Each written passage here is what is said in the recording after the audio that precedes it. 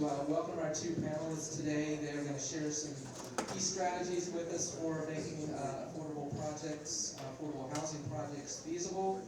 They're going to talk about how they manage project timelines and build financial resources and reserves, and also how they utilize tax credits to support their developments. Very happy to introduce to you today a couple of folks. You do have full biographies for both of them that were sent to you, so I'm not going to read their entire profile here, but our first speaker today is going to be Steve Wilson. Steve is a founding member and owner of SCG Development and its affiliated company Stratford Capital Group. And Steve is responsible for the management and oversight of the company's property development activities. Our second presenter today is William Park. He is the president of Pinnacle Construction and Development Group, which is a Charlottesville-based commercial construction firm specializing in multifamily, historic, adaptive reuse, mixed use, and commercial projects. And he also manages Bluestone Land LLC, which focuses on tax credit and multifamily developments. So I think each of them are going to speak for a while. Steve has indicated that certainly questions would be welcome during his presentation. So we'll just turn it over to them and get going. Thank you both for being here. Great. Thanks everybody for joining us this morning. It's a pleasure always to be hanging out with my buddy William. We go way back, 25 or so years. So we've got a long history together. It's true, as we go through these slides, I always find this is much more rewarding if it's interactive. Neither William or I want to get up here and deliver a 20-minute monologue to you guys. We think there'll be a lot of opportunities for questions here. I think one of the things that we're focusing on today is the role of cities and municipalities and counties can play in the development and construction and operations of affordable housing developments. What we're talking about here is really nothing overly new or novel per se. One of the projects that we've done 3 projects in Fairfax County on Fairfax County owned or acquired land. We'll get to that in a minute. At the same time, we entered into 99-year ground leases for the development rights of the property. And we talked about affordability covenants a little earlier. Okay, each one of our deals up there is under 99-year affordability. So it's not a 40, not a 30, not a 60, not a 70, it's a 99-year affordability covenant as restricted under the ground lease owned by the county. So this first property here, One University, is adjacent to, let me get you into the neighborhood first. It's immediately adjacent to George Mason University's Fairfax campus, right across the street from their field house. Incredible location, as you can see, close to Washington, D.C., close to the airport, a tremendous population center. We identified this deal after we had finished the Residence and Government Center, which was Virginia's first 9420 transaction. We closed that in 2015 on county-owned land. We then set our sights on other county-owned property. The county had 10.8 acres that was occupied by 46 townhomes, all public housing, and then a functionally obsolete office building, all adjacent to George Mason University campus. And so we saw that and we said, wow, that is a really underutilized piece of property. Let's put something together really interesting there to redevelop the property and hopefully get 3 points: help the university, help the county, and then help the affordable community by delivering more units. And ultimately what we did there is submitted a proposal under the PPEA Act 2002, which was authorized by the Virginia General Assembly. It enables a private or nonprofit developer to submit development proposals to counties and municipalities to develop their property. The county or city or the receiving entity then can do one of 2 things. They can look at the proposal, accept it. If they do that, then they've got to make it public, and virtually almost all of it goes public, and they solicit then competing bids, which they did here because it's a tremendous opportunity. So there's probably 5 people that responded, and after a year of negotiating back and forth, we initiated it, but we also were fortunate enough to end up with it. So it's quite a process. What we did there, our development plan was, while I would have loved to develop 600 affordable units in that location, I also knew that that was probably too much in one location. I also wanted to create a transaction whereby we internally financed within the property boundaries the affordable deal. So what we did, we also knew George Mason University had a dire need for on-campus student housing. So I found a market rate student housing developer. We teamed up, we submitted a proposal, and so with the market rate student housing developer, getting kind of quickly into the weeds here, our that market rate use under a ground lease generates a ground lease payment of about $1 million a year. And so if you think about it, where we started on this deal with the county, it was owned by the county, so it was generating zero tax revenue, zero lease revenue. And so immediately when we closed this thing, then we put 10.8 acres back on the tax rolls. So we have 240 units of affordable housing, 120 units of senior, 120 units of family, and then 333 units of student housing. That student housing deal generates about $1 million a year in lease revenue to the Fairfax County Redevelopment and Housing Authority. Both properties on a combined basis will probably generate about $1.5 million of real estate tax revenue for the county. So all of a sudden you see the county went from zero to somewhere around $2.5 to $3 million of revenue out of that. And when I say internally financed, meaning we had to borrow money from the county to provide the subsidy financing for our affordable deal. Okay, but if you kind of think about the mechanisms here, within approximately 10 years, the county contribution to the affordable deal is going to be repaid through the ground lease payment on the student housing deal. So they're going to get all their money back. And then after that, it just becomes free cash flow for them to do other affordable deals with. So when I say it was a win-win-win, it was really a win-win-win. I think this is an incredible model for housing when you collate affordable housing with market rate uses and you monetize the value of the market rate use to cross-subsidize the affordable use. Again, this has been done before. It's not overly novel. It's certainly not the first, but it is a little bit unique in Fairfax in that this was the first one that was done. I see this as an opportunity in any major university, throughout the country, frankly, as far as a template. The key is you've got to find a site that's valuable that will actually attract a market rate use, whether it's a sale or a long-term ground lease that will cross-subsidize the affordable units.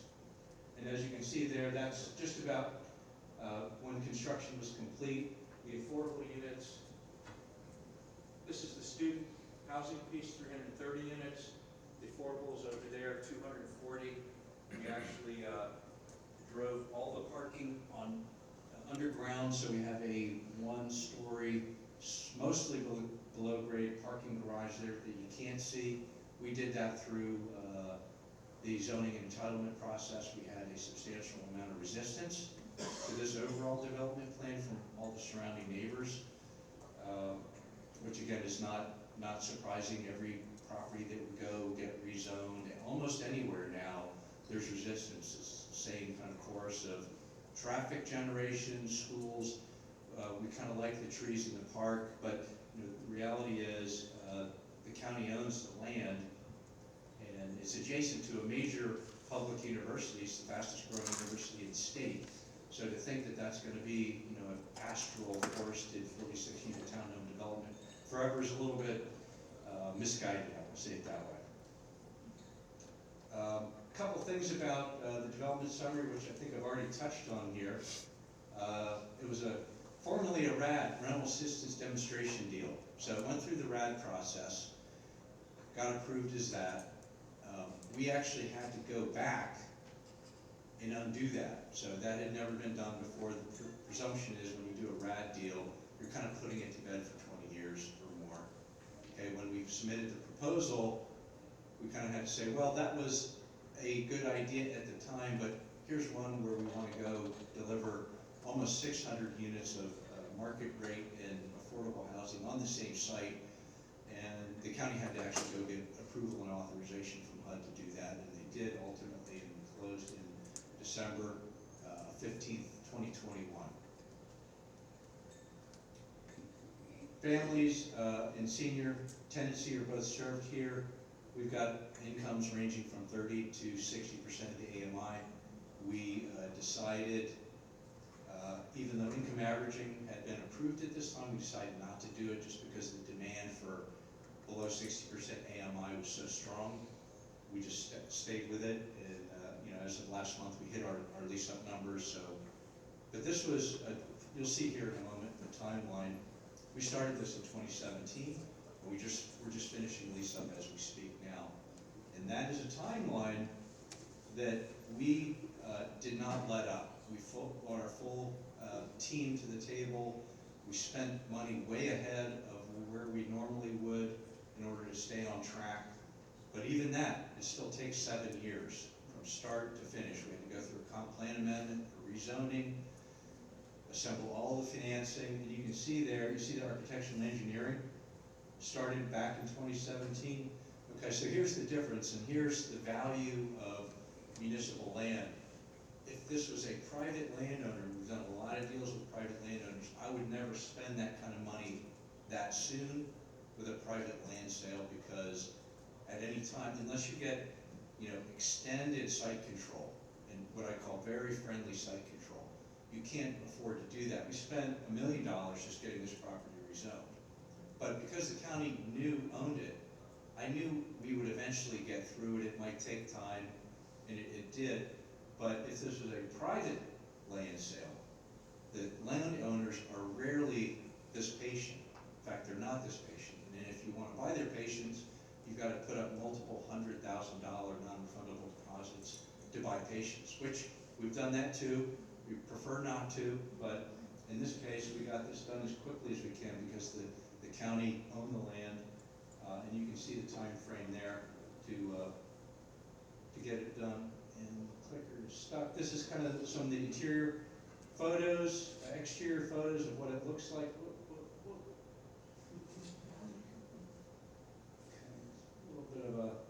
So that's it. And our MO up there and everywhere, frankly, is we like to build properties that are attractive, that look like market rate properties. They don't stick out. You can't distinguish them. I can go to any city, anywhere in the United States, and I can pick out the kind of the old school affordable deals. They have a look. I know what they look like, and I can identify them all. What we're trying to do here in most jurisdictions that we do business in is develop these as market rate looking properties. They just happen to be financed affordably, serving a different population of people. So they're not identified as the low income building, the affordable building. There's no stigma to it. And when you do larger deals like this, you can build in nice amenity packages too, right? So it's not a full-on market rate amenity package. We don't do pools and things like that, but we build them nice. We provide programming for all these kinds of spaces and uses so people have a really good living experience there. That was our first deal in Fairfax, closed in 2015. That one was the first 9-4 twin in Virginia. And that one we actually got closed. That was on county-owned land. That one we got closed without any gap financing. So if you can imagine, that was just a 9-4 twin deal. The county, of course, contributed the land at no cost to us, but there's no subsidy financing, and it was at a time frame where interest rates were such, construction costs were such, that we could get it closed without gap financing. And those days are gone, unfortunately, long gone. And to do that deal today, we would probably need somewhere in the neighborhood of $15 to $20 million of subsidy financing to get it done, just because the cost increases on construction and other things and interest rates. So I think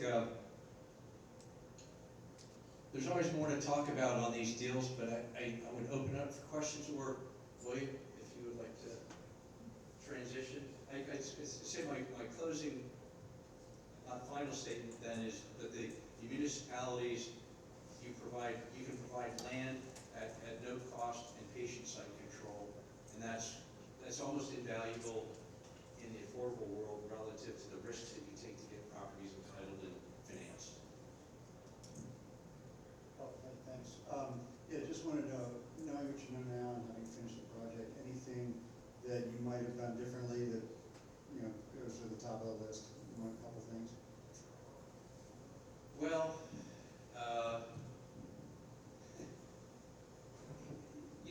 every deal has its challenges.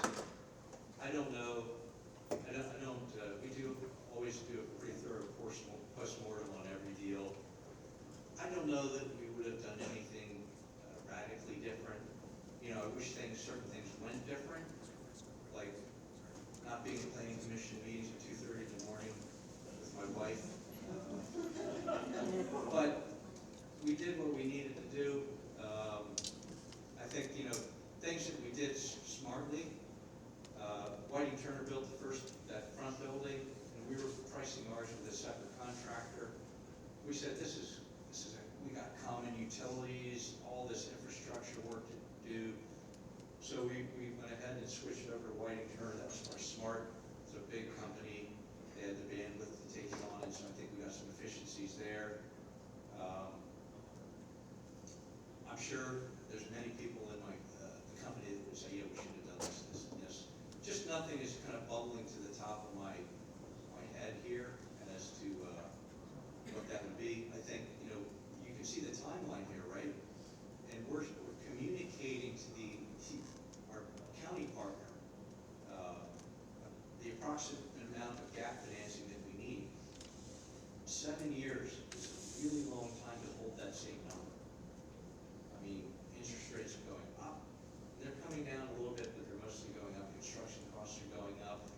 Rents are going up, but so are expenses. And so I would say, going forward, what we do, particularly before closing, is we're in regular periodic communication with our municipal partners to tell them where we are. And throughout this whole process, by the way, they kind of insert things that they'd like to see.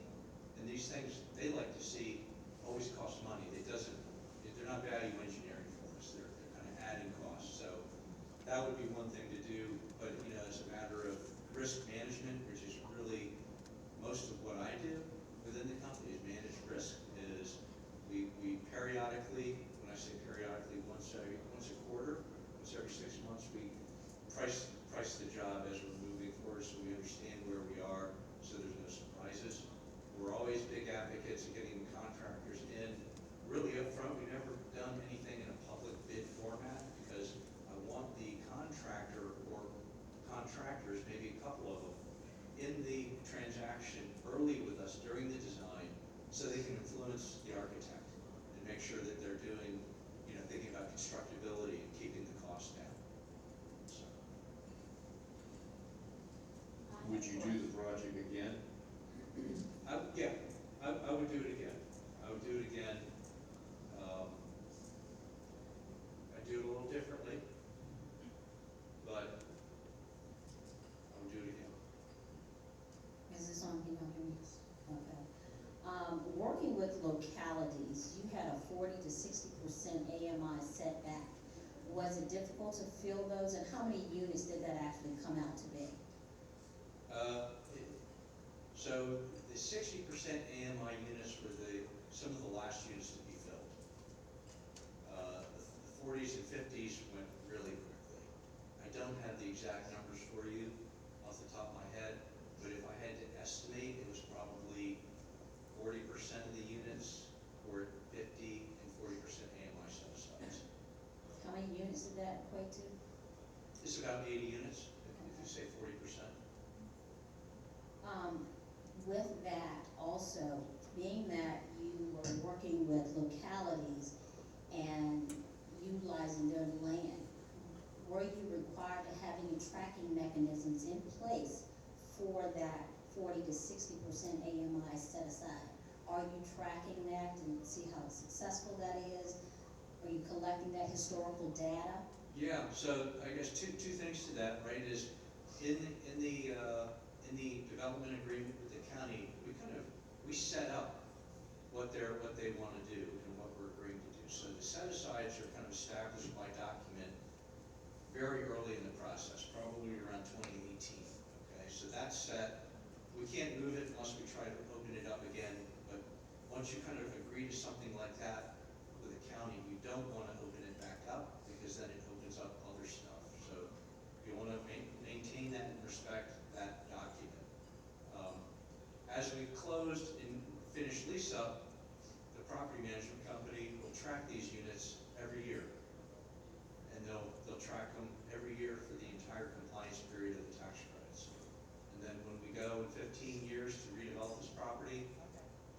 set-asides are still gonna be there. And we're gonna reload those units again with the same income set-aside. So I signed a certification as the general partner, and we send it off to Virginia Housing every year as to, what set-asides we're meeting. And that applies for both the bond deal and the 9% deal. Good. So what I've seen sometimes in the past is that you start with these set-asides, and when you redevelop, you can amend the original agreement and you pay into a fund. Is that an option for you? I guess it would be, we have 9% credits here, so Virginia Housing, to my knowledge, is not real agreeable to modifying their extended use documents. But I would say in theory, you could have a conversation with the county, because we have to work with the county on the ground lease restrictions, right? Then we have to work with Virginia Housing on the 9% allocation, which is family deal. The senior deal was the bond deal. And so, in theory, we can have that conversation. I'm not optimistic that we'd be successful, but, I'm always willing to try.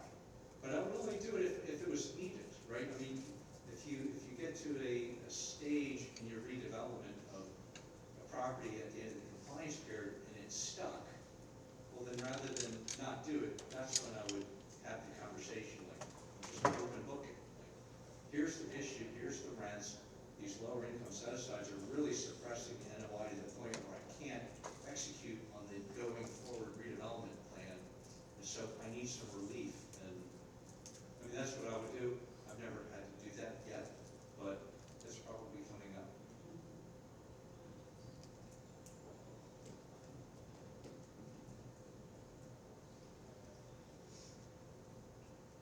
I'm enjoying asking the questions. So,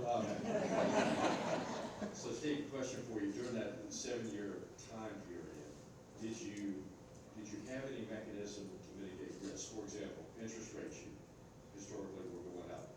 Pricing was going up. So when you were dealing with the county, you had upfront said, well, I'm going to pay you X rent.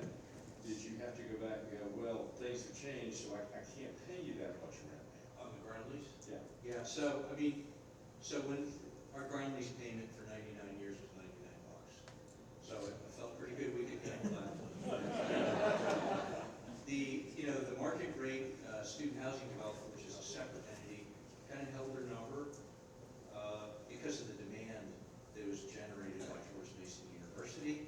Now, your point's a good one, William, in these larger complicated deals with all these levers moving, and kind of answering the gentleman's question earlier, we do it now. On this one, probably what we should have done is periodic updates, like, okay, we went through the rezoning, we actually designed this thing as an above-grade structured parking deck, because that is the least expensive way to deliver parking in a denser format, right? You can't surface park a property like this, so we started out as above-grade structured parking deck.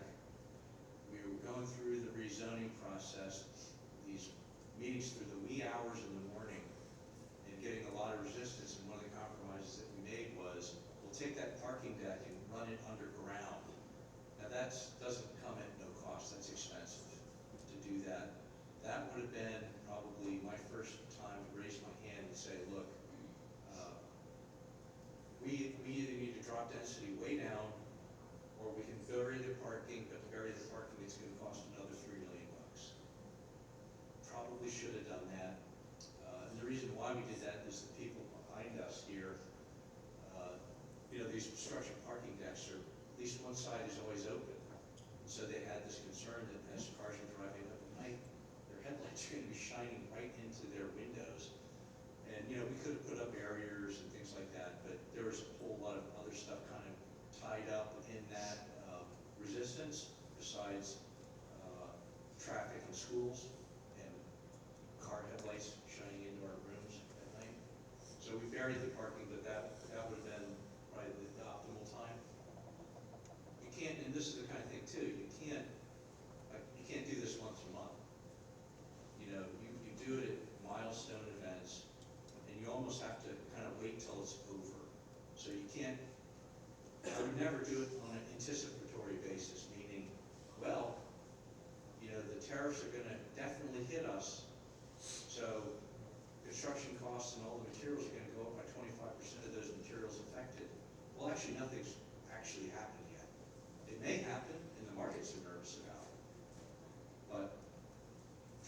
forecast what's happening in the future. I feel much better about going through the process and looking in the back rearview mirror and saying, this is kind of what happened, and this is how we'd like to deal with it. Yeah, so the point I'm trying to drive home here is the risk, obviously. The longer, what I've always learned with real estate, nothing good happens with the passage of time. Right? It just gets, it gets more and more difficult if something else happens. Steve, to follow up on the lady's question, I know I'm not the one supposed to answer questions, but it's interesting. On the units that were at 40 and 50%, did you have any type of rental assistance with those? We had some PVVs, we had 46 RAD units. So that was the other part of this deal too, is right, when you redevelop an existing public housing deal, whether it's RAD or not, you've got to relocate those folks off-site to other units in the county and the community. So we had to do that, we had to pay for that. And then they have the right to return. So as, 2 years goes by, it took us 24 months roughly to build this, 30 months. You go back out and say, hey, we're about to deliver the building, then you've got to re-engage with them and work with the ones that want to come back and move them in. Those folks had a RAD contract, so there was rental assistance on those ones, and then there were some PVBs on the senior deal, so we had to work through all that. And what we found in the past too, when you have rents, the lower you skew those rents in AMI, you really need rental assistance, right? Because it becomes very difficult to make this thing cash flow. And most of the time, these people, a lot of them don't have the jobs, right? So where is the income going to come from? So I just say that to everyone, as you're developing these deals, and a lot of times it's like, okay, we need to skew the incomes lower and lower. We really need to help those people. That's true, but the money's got to come from somewhere. And once you start to get below the 60%, it's very difficult if you don't have some form of rental assistance when you're out there. So anyway, I would also add that too. It depends on the jurisdiction and where you are. We'll say in Northern Virginia, operating expenses for the property on a per unit basis are about 35% of the AMI rent. So if we charge a 30% AMI rent to a tenant, that unit is actually losing money. So that's the way I like to communicate it. It's around 30 to 35% is actually the cost of operations of the building. And I know William feels this way, and we're resolute about this. We're not going to diminish the quality of property management on account of the inability to actually pay expenses. It's just not going to happen. We're playing the long game here. The keynote speaker said this morning, housing is a long game, and it is. We're looking at this 30, 50 years out. And if you maintain your properties well from the start, you're going to have a great tenant experience for your customers, and you're going to be proud of your properties, and you're going to, in the end, maintain the value of that real estate. So, yeah, and to Steve's point earlier, probably the best compliment I've ever had is someone, a property we owned and had been out there for about 5 years, and they told me one day, they go, I didn't realize that was one of those low-income housing projects, right? So what they were saying was the quality was there, that it looked like any market rate project that was out there, and that's what it should be, right? What makes it affordable is the financing side of it, whether it's low-income type loans, whether it's tax credits or whatever, but just because it's affordable doesn't mean you skimp on the quality of it, and that's what's really important. And also, when you're doing these tax credit deals, I can't stress enough how important the management is, right? It is historic. It's just a different profile on management when you're doing this, and the tenant profile is such that they're not accustomed to finance and budgeting and being able to pay things on time and so forth. So, quite frankly, there needs to be a little education when you start one of these projects, right? As your renters come in, we try to work with VHDA to provide some type of education, whether it's a pamphlet or whatever, just explain how all this works. And you would be surprised, going back to the quality of your project, as to some of the things you have to explain to them, like, okay, this is a garbage disposer, not a garbage compactor, right? I mean, it's things like that, and you kind of laugh, but a lot of people just haven't had that opportunity. And I guess I got a presentation here at some point, but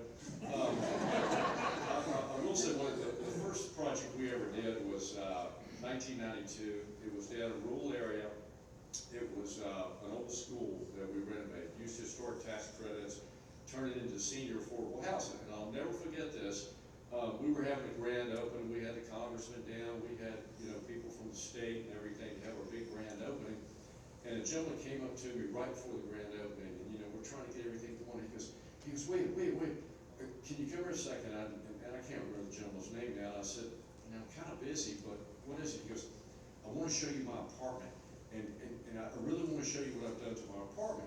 And we walk in, and he goes, this is the first time I've ever had running water in my apartment or in my house. And that's when it kind of hits home on affordable housing, why we're all here and what you can do. You don't realize till you've been there, some people just haven't had the opportunity that other people have had. So at the end of the day, I think I'll speak for Steve. We are not the benevolent developer, but at the same time, it's pretty nice when you can use the various forms of subsidies that are out there and piece this together, but it takes a long time to do it. These are transactions that take a long time to do. So there's got to be flexibility, especially when we're dealing with localities providing some form of subsidies. The localities need to understand that, and you all probably heard, and Steve feels the same way, I'm sure, that, we're in charge, but we're not in control. And when that happens, we can't control interest rates. So we've got to be able to come back to the table when something comes up and go, look, things have changed. You all need to change too in order for us to do it. So you got to stay open-minded. So with that, I'm going to go into my presentation. Steve didn't leave you much time as usual. I'm going to take a little different spin in that I tried to put up some projects that we've done that are not in Fairfax County, which is a large metropolitan area, that were more projects that are similar to Albemarle. Some of these are in Albemarle, some of these are in and around, and then show some of the sources of financing. And then when you look at this, each source of financing, there's usually a box that I highlight a source of financing, and I think you'll see a common theme with that, especially as we're working with localities here. So.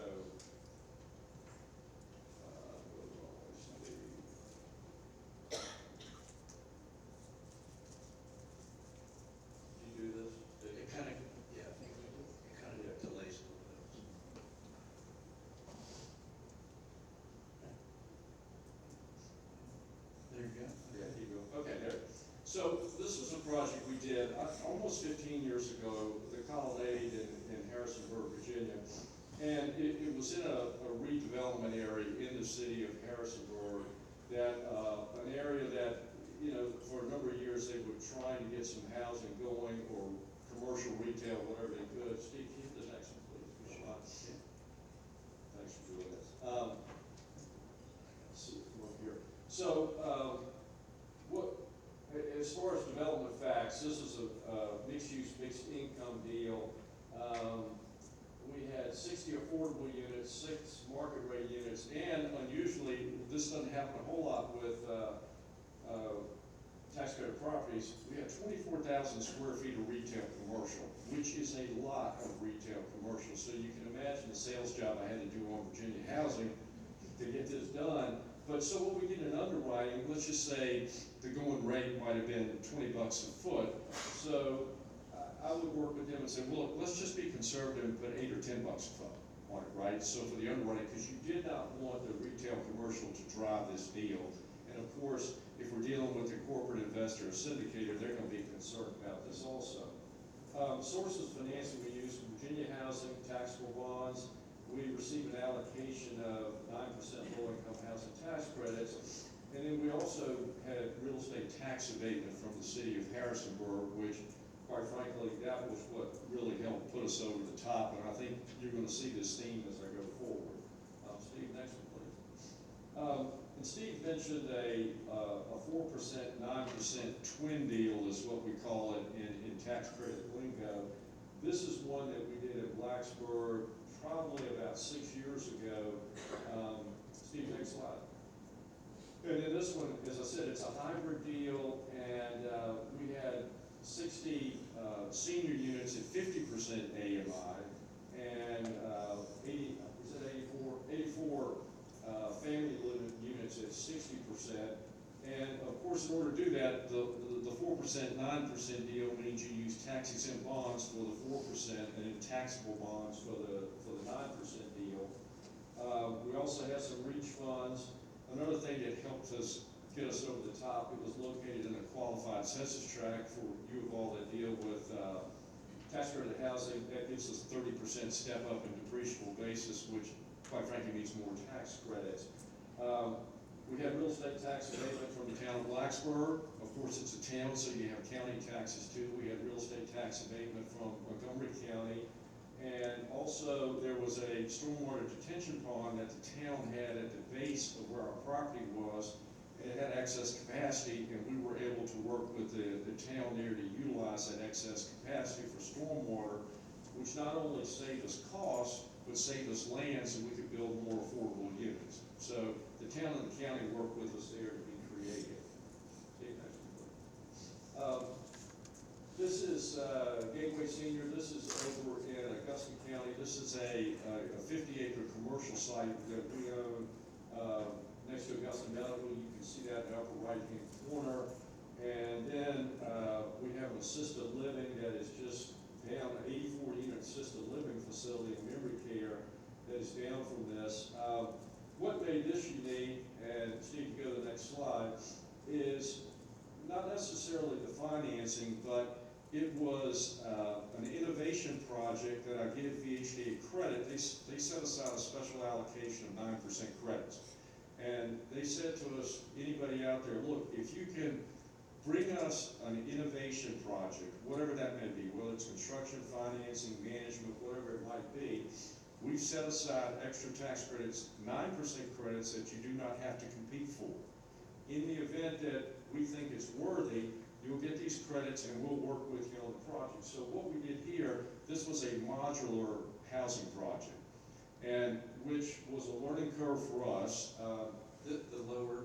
Yes, the 4-story building. Okay. And the assisted living is in the back. Okay.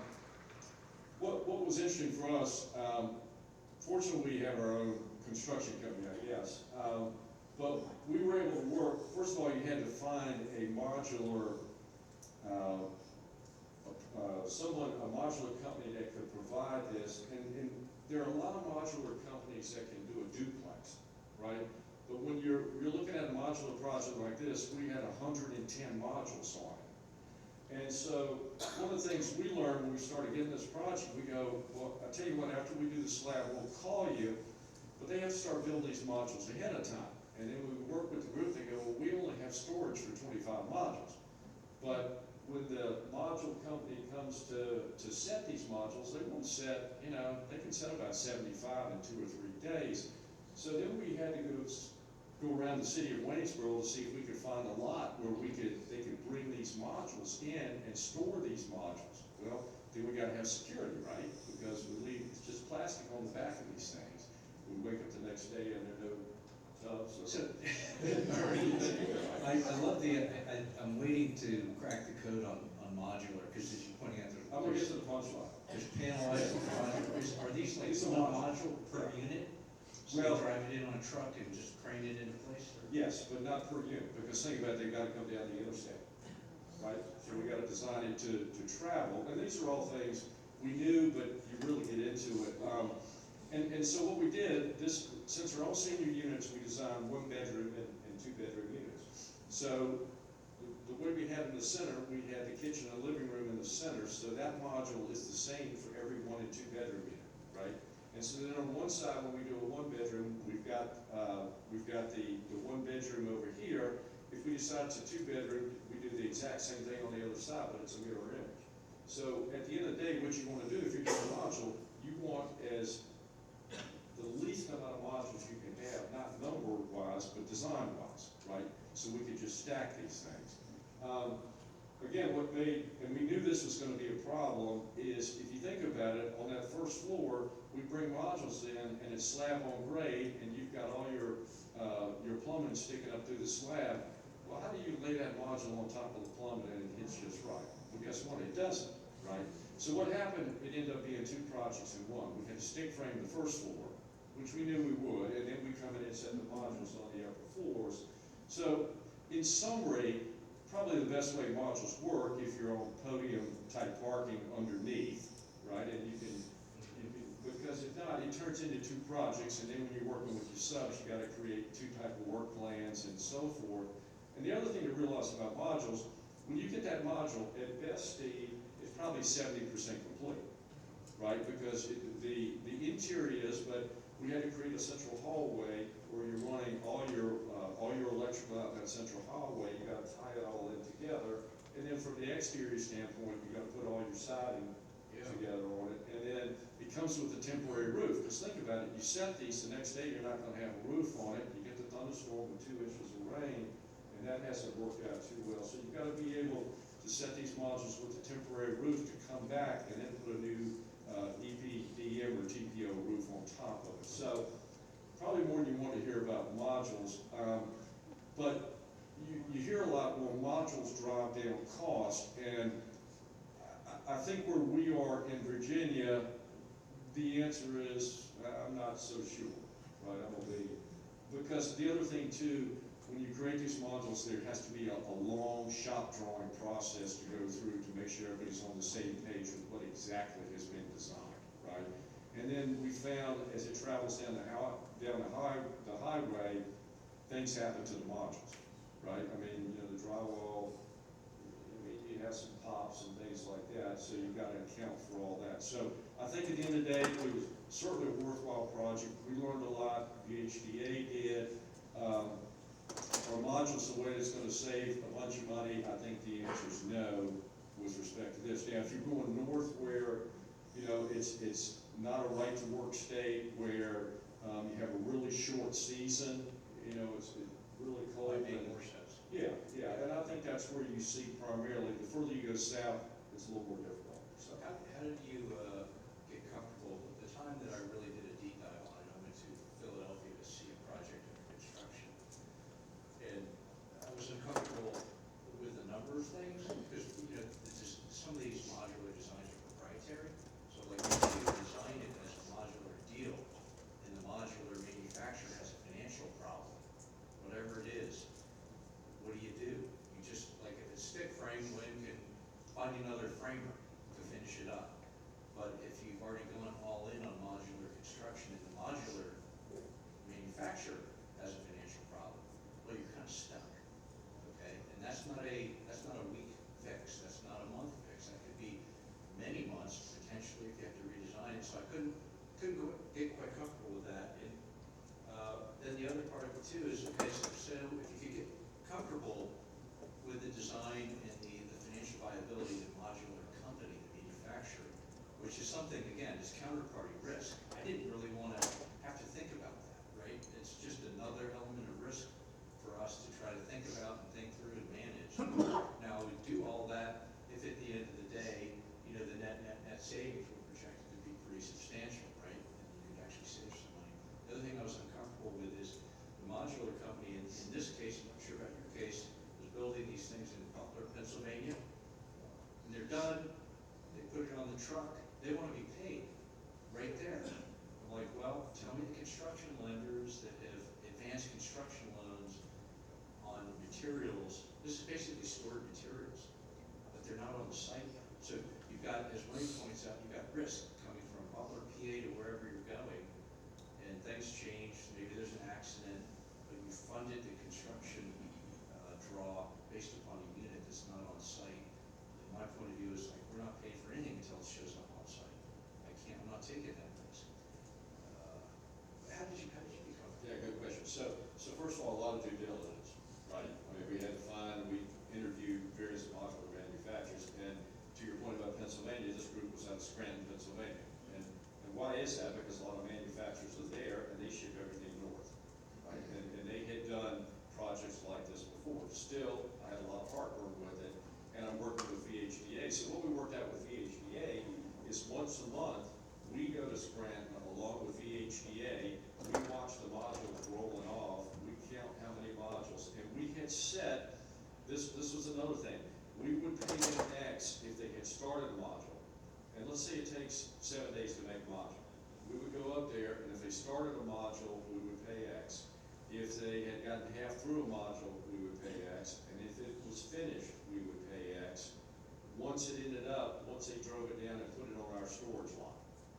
Okay, so that was all part of it, because obviously the lender, VHDA. yeah, VHDA, and that was all part of, think about it, this was part of their innovation credit to entice us to look at it. So to your point, Project. yeah, had it not been, had VHDA not incentivized us to try this, we would never have done it.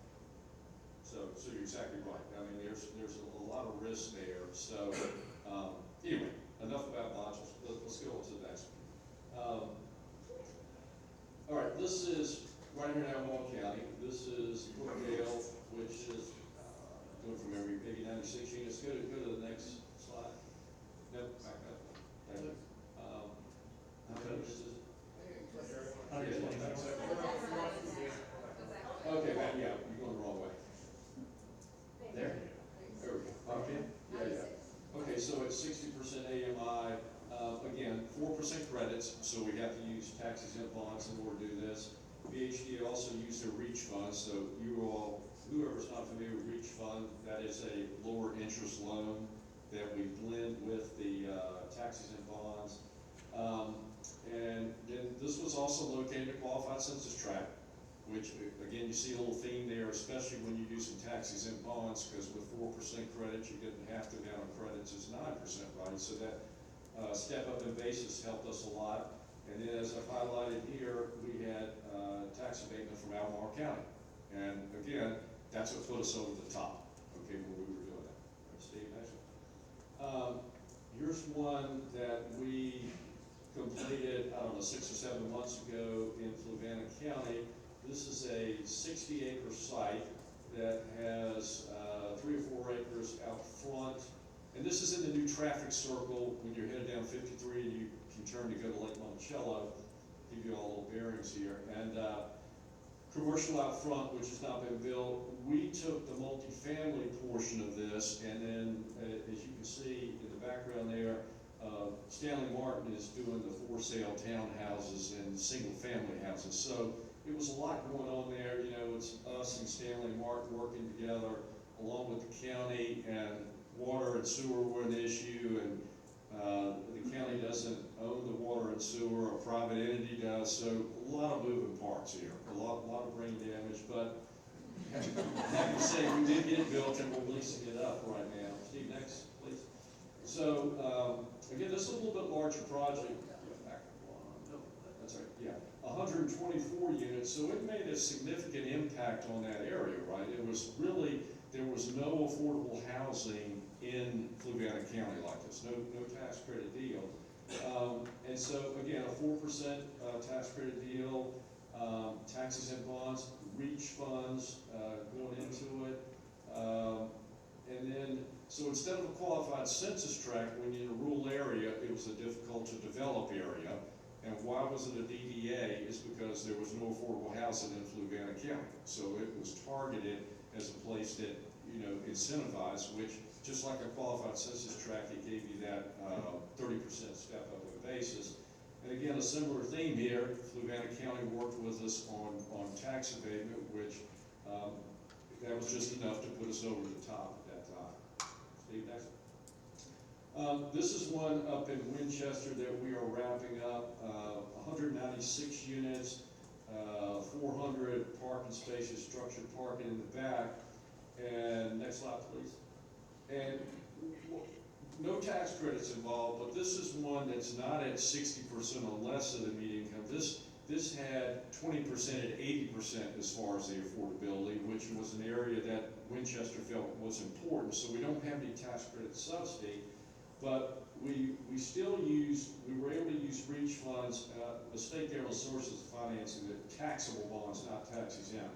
But VHDA felt pretty strongly about this too and put in some REACH fund. And instead of tax abatement that we had here, we had a significant density bonus.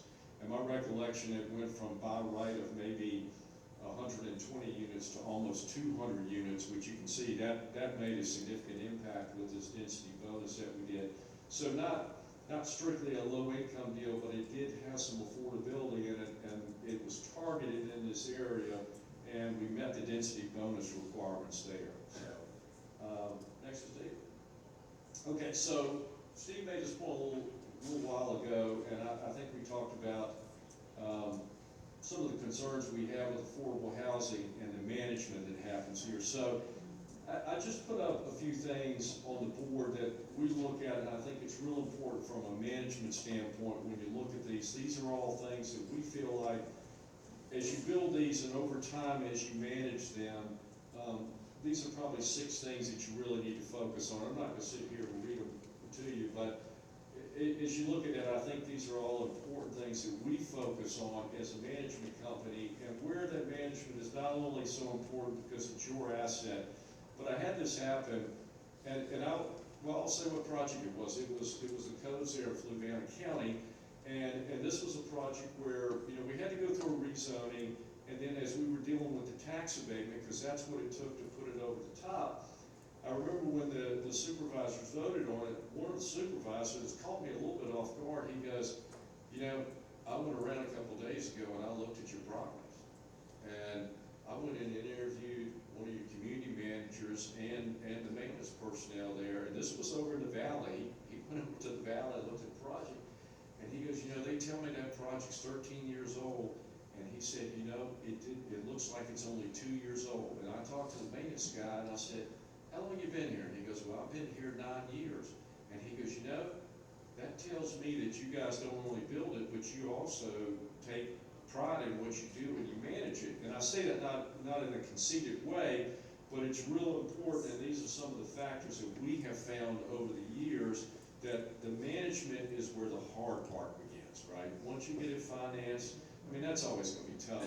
We'll get it built eventually, but then you have to manage these things, and that's where it's really, really hard. And you've got to do these 6 things in our minds. So, Steve, I think that's it. Yeah. I think we have time for a few more questions before we wrap it up. So this isn't really a question, it's a thank you. I have been in the units in Fluvanna County. I talked yesterday, actually you all had a luncheon over there yesterday for some of the housing partners. And for those of you that don't know, it's, you cannot make less than $36,000 a year, and you cannot make more than $93,000 a year. And so they are subsidized, which I think is wonderful. They're beautiful units, and most of the people that are coming there are coming from Albemarle County because they cannot afford to live in Albemarle County. And these are your workers, these are the lower income people, and that whole thing is absolutely gorgeous. Thank you, very kind. And on the management side, I see our Senior Vice President of Management there, Alice Fletcher. So she's the one that does all the work. So I just want to just let you know on the management side. So likewise, if you have problems, that's who you call.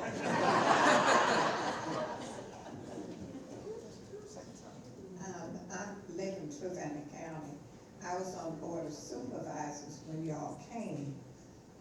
And I know the board member that made that comment. I too drove around and visited other places because I wanted to see how they were being managed. I didn't see any old cars sitting, trash, and that sold me on supporting you all. And right now, the project is looking beautiful. I'm really proud that I had a part in bringing that to Fluvanna County. Thank you. Any more questions before we wrap up? We have 2 minutes. More questions? One more. Hello, sir. My name is Nancy Kidd, and I'm the director of the Maca Hope House Family Navigation Program. And I just want to say a huge thank you to Mr. Clark. The families that we work with are homeless families with children. And at the end of our program, our goal is that they would be able to get into stable housing and maintain in that stable housing. And so one of the first times that we were able to access properties was at Treesdale. And when we went to Treesdale and saw the property, I was so excited to offer our families a beautiful place to live, a place that they could look outside and be proud of where they lived and be very comfortable. And I just appreciate that so much. And just thank you for giving quality housing to people who so desperately need it. Thank you very much. All right, well, great session, great conversation. Please join me in thanking